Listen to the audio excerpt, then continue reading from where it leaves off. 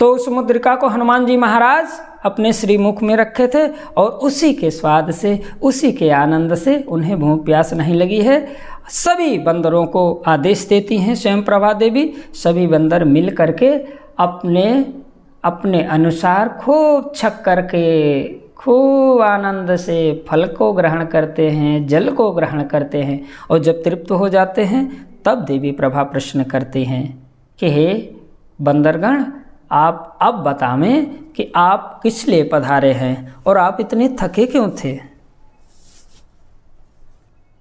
तो आप समझें इस संकेत को कि जब आपको अपनी यात्रा में, वो यात्रा व्यापार की हो, साधना की हो, शिक्षा की हो, शिक्षक की हो, कैसी भी यात्रा हो, अपनी यात्रा में जब आप थक जाएं, जब आपको प्यास लगे कहीं जल ना दिखे, जब आपको भूख लगे कहीं फल ना दिखे, तो एक काम करिए, क्या किसी ऐसे श्रेष्ठ जन से संपर्क में आ जाइए, उनसे संबंध जोड़ लीजिए, उनका साथ कर लीजिए, उनके साथ हो जाइए, जो आपको ले जा करके उचित जगह पर पहुंचा सके, जहां जल और फल बंदरों को जैसे आज अभी प्राप्त हो रहा है।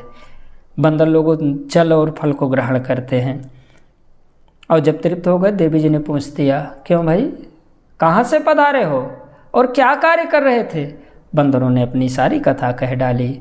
और जब कह डाली तो देवी जी ने एक प्रश्न किया। देवी जी पूछती हैं स्वयं प्रभा जी कि एक बात बताओ, तुम लोग बंदर सभी मिल करके जब खोज रहे थे श्री जानकी जी को, तो रास्ते में कहीं रुके तो नहीं, सोए तो नहीं, आँख खुली थी कि नहीं।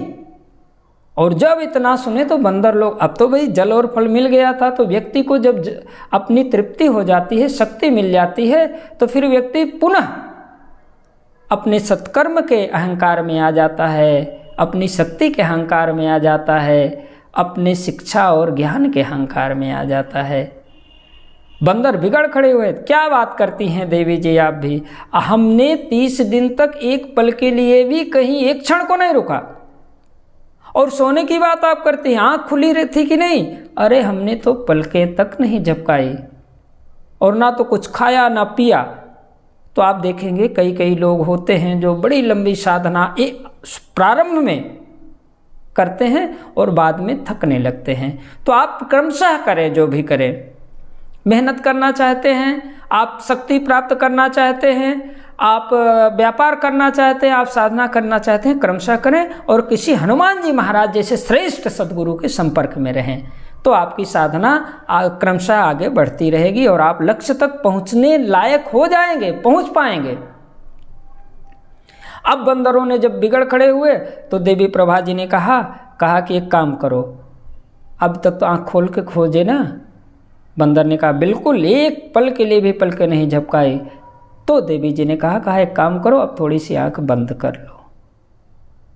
बंदर अचंभित, किसी चीज़ को खोजना हो तो आँख खोल के खोजना चाहिए या बंद करके। भाई आप विचार करो, हम तो जब खोजते हैं, हम संसारी लोग तो आँख खोल करके खोजते हैं, लेकिन इसका अर्थ बहुत महत्वपूर्ण है।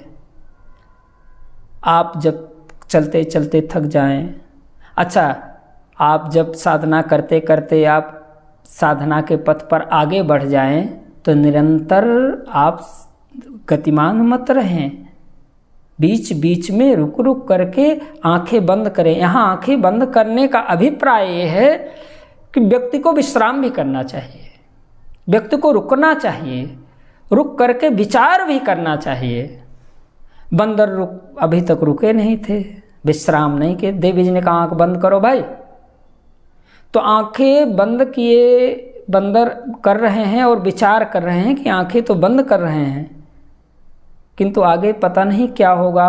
और सबसे अब जब ये विचार आया तो उनको ये लगा कि चलो ठीक है, प्रभु की कृपा से जल भी मिल गया, फल भी मिल गया, अब आंखें बंद करेंगे। तो पूछ दिया, आंख बंद कर ले अगर तो क्या होगा। तो देवी जी कहती हैं मूंदहु नयन विवर तज जाहु, आंख बंद करके चले जाओ यहाँ से। अच्छा जी, आज जाएंगे तो क्या हमें प्राप्त होगा। बोले पई हैं सीता जन पछता हूँ, आप सभी लोगों को श्री सीता जी मिल जाएंगी, बिल्कुल पछताना मत।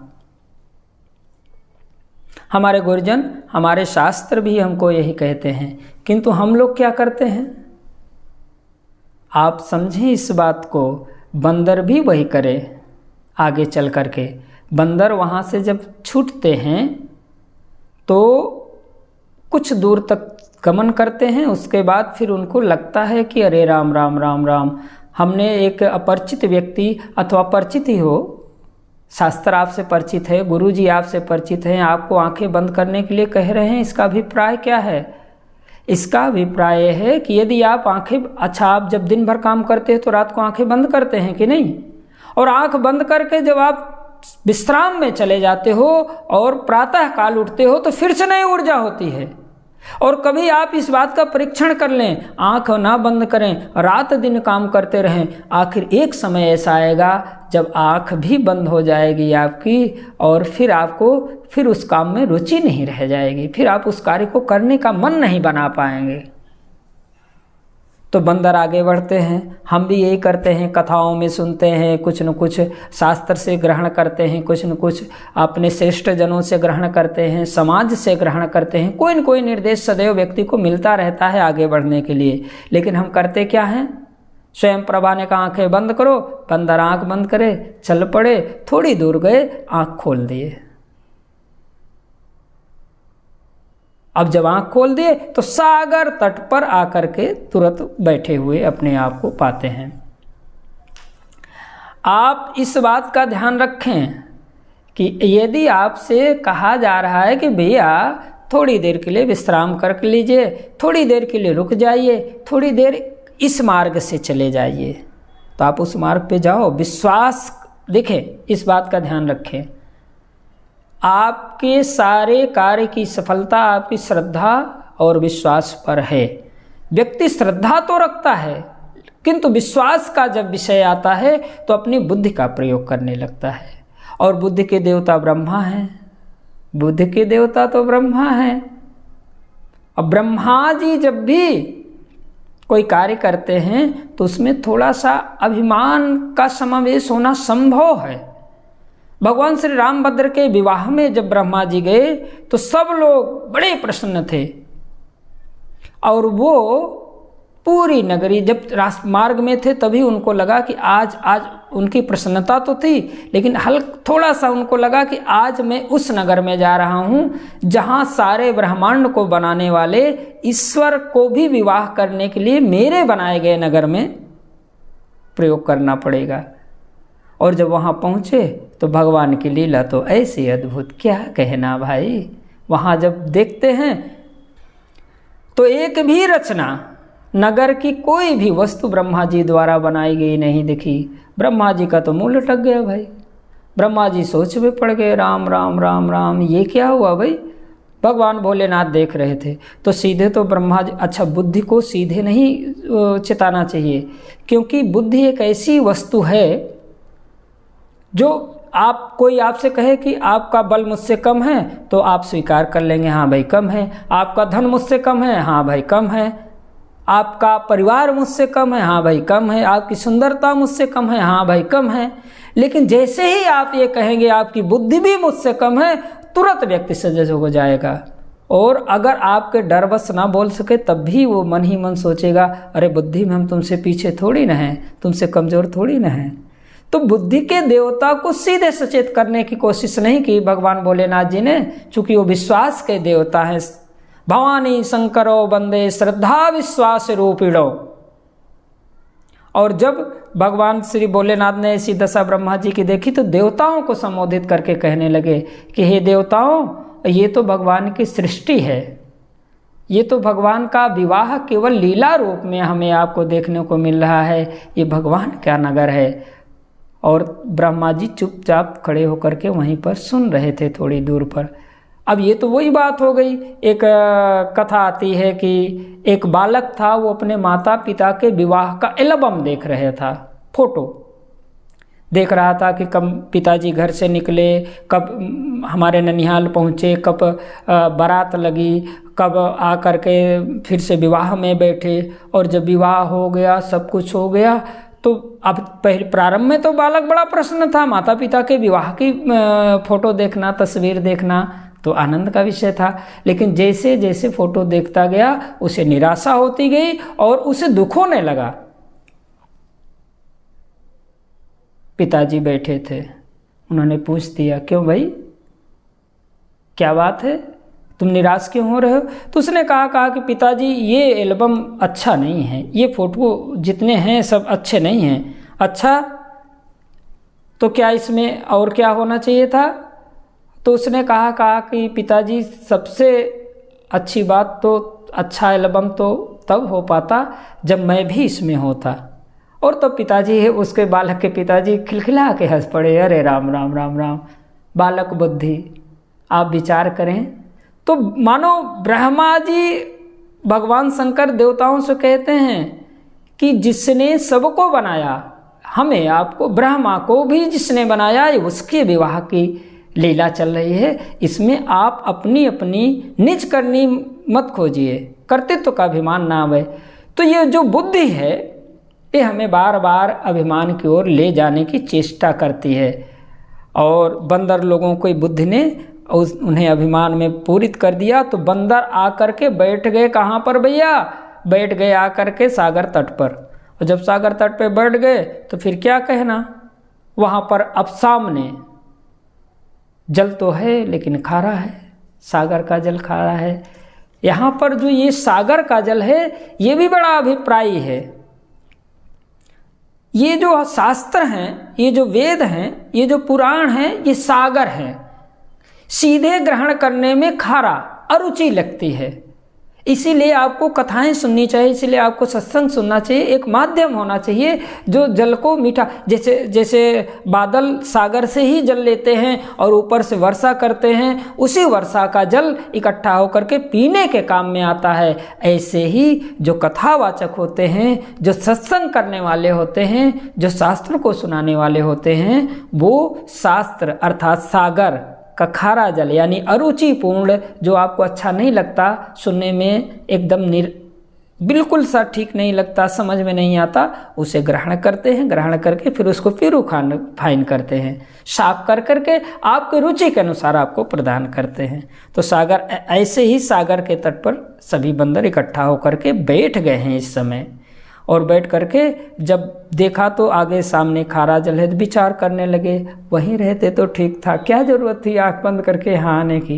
लेकिन फिर ध्यान में आया, राम राम, हमें तो अपने लक्ष्य की ओर बढ़ना है, माता जानकी की ओर जाना है।